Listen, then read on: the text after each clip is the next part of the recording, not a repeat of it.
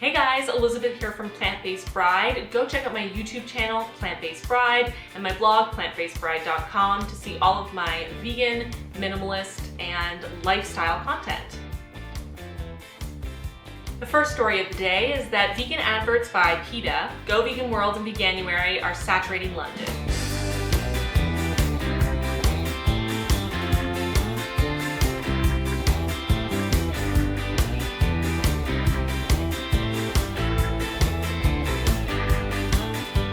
Our next story is that vegan New Year Google searches have skyrocketed. Google Trends has revealed an astonishing 90% increase of searches including the term vegan over the past 12 months. This may be due in part to the huge growth of veganism in the UK and around the world, to the fact that Veganuary this year is already twice as popular as it was in 2016, that vegan food sales in the UK have gone up by more than 1,500% in the last year, and that over the past 3 years, vegetarian menus have increased by 66% in the US, not to mention all of the vegan restaurants that are popping up all around the world. To hear more about the amazing growth of veganism of late, be sure to check out Vegan 2016, a growing movement under attack. The next story is that the vegan crackdown continues. As veganism continues to break growth and sales records all over the world, economic forces attempt to impede the movement's momentum. First, we all heard about this story coming from Germany, this German minister who was claiming that it was time to remove the word meat from the labeling of any products that don't actually contain meat. Germany's agriculture minister, Christian Schmidt, has called the labels on vegetarian foods that share a name with their meat-based inspirations misleading and unsettling. He has also demanded that pork be served in German schools, even though Muslim students won't be able to eat it. In reference to products like vegan schnitzel,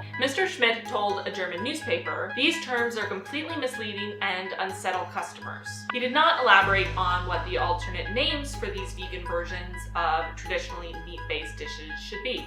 Mr. Schmidt has called for this in the past, claiming that what's on it should also be in it. This story from Germany follows closely on the heels of another story that's happening in the United States along very similar lines, where congressmen and members of the dairy industry are trying to convince the government that labels should be changed in the interest of consumers. Both of these claims rely entirely on the idea that a consumer is incapable of telling the difference between a vegan schnitzel and a meat-based schnitzel, that a consumer is completely incapable of distinguishing between cow's milk and almond milk. The change that they're trying to make in the US that would prohibit plant-based milks from having milk in the name is something that's already happened in Germany, meaning that products like almond milk can't actually be called milk. A BBC feature gives plant-based living credence for environmental reasons. The title asks, "Can we eat our way out of climate change?" It goes on to talk about the fact that the animal agriculture industry accounts for more greenhouse gas emissions than all of transportation combined, and discusses ways to move towards a more climate-friendly diet, mainly a plant-based diet. A new study has revealed the dangers of fast rising methane levels. The authors of the study state that this is most likely due to animal agriculture, and conclude that the rapid increase in methane concentrations offers a growing mitigation opportunity, acknowledging the need to balance food security and environmental protection. Keeping global warming below 2 degrees Celsius is already a challenging target, with most of the attention placed primarily on carbon dioxide emissions. Such a target will become increasingly difficult if reductions in methane emissions are not also addressed strongly and rapidly.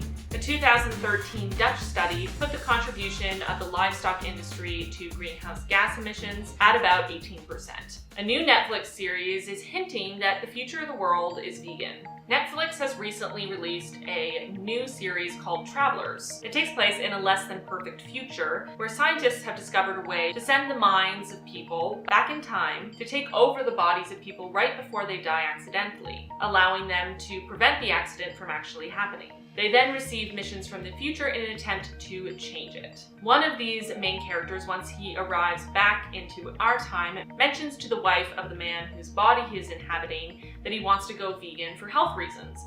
But the real reason is that in the future, everyone has already gone vegan, and therefore he's never actually eaten meat. There are several references to this throughout the series, though it's not a main part of the story. I always get really excited when veganism makes its way into popular culture, as it's doing more and more frequently as of late. If you guys have a favorite TV show or movie that references veganism, leave it in the comments below. Coca-Cola is diversifying its portfolio by acquiring dairy-free companies to offset their falling profits. Due to a recent downturn in sales at Coca-Cola recently, because of consumers changing tastes and a move away from sugar-laden products, Coca-Cola has decided to diversify its portfolio by acquiring dairy-free brands. And Coca-Cola isn't the only large business that has started to diversify into the plant-based and vegan sector. You probably all remember the big story when Tyson Foods made an undisclosed investment in Beyond Meat, a vegan company. Reverend Franklin Graham goes vegan. The popular evangelical leader has decided to go for a cruelty-free diet in 2017. Reverend Graham announced to his more than 740,000 Twitter followers that he's adopting a vegan diet this year. Going vegan may actually be cheaper.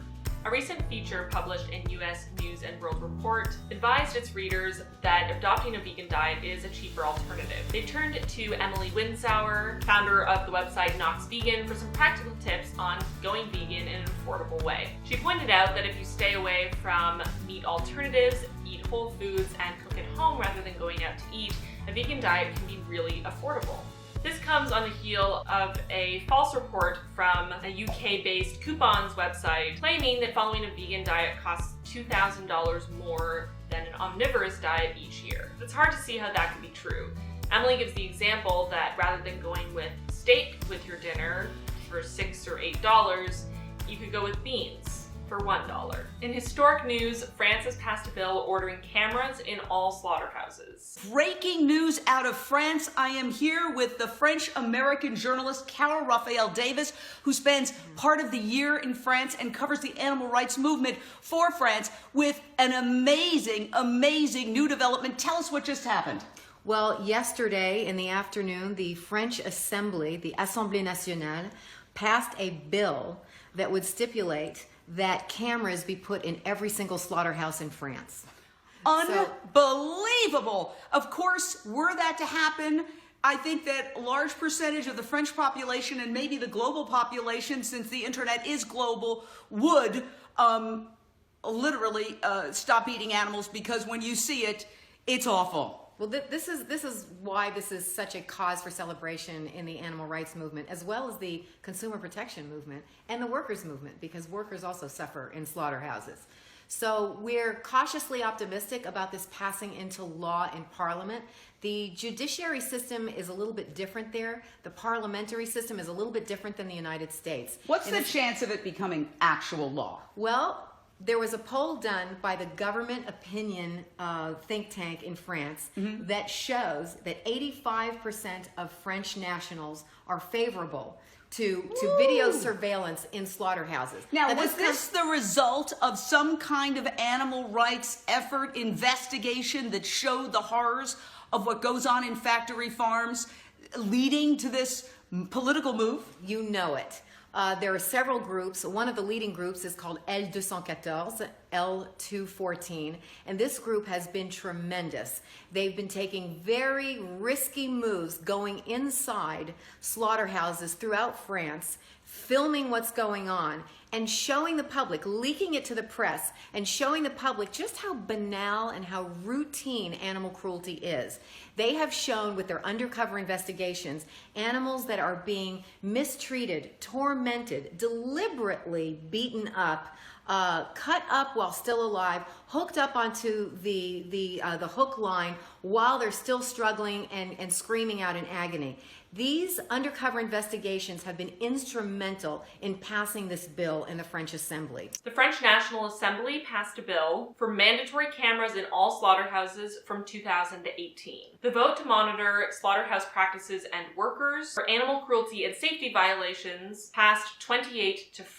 Before the bill can be passed into law in the Senate in March, it will be trialed in 250 slaughterhouses, placing cameras in areas where animals are moved, held, immobilized, stunned, and killed. While there's little information at this time as to how much of the footage would be available to the public, we do know that it will be held for a month and that it will be available for animal protection professionals and government and slaughterhouse management officials to use. This is such an amazing move in the right direction, and I so hope that this gets passed into law and that other countries follow suit. As Paul McCartney once said, if slaughterhouses had glass walls, everyone would be vegetarian. Or vegan. In more exciting news, animal testing for cosmetics has been banned in Switzerland. Switzerland has enacted a law that effectively bans the sale of any cosmetic tested on animals within Switzerland. The ban was proposed in March of last year by the Swiss Federal Council and follows an announcement by Denmark earlier this month that they would be eliminating chemical animal testing by 2025. This is amazing news and follows a long line of countries that have promised to end unnecessary animal testing for cosmetics. Thank you so much for joining me for this video. I hope you enjoyed all of the news stories. I had such a great time collaborating with Plant-Based News on this video. If you enjoyed it and you want to connect with me, be sure to head over to my YouTube channel, Plant-Based Bride, and subscribe, and follow me on social media at Elizabeth Turn on Twitter and Instagram.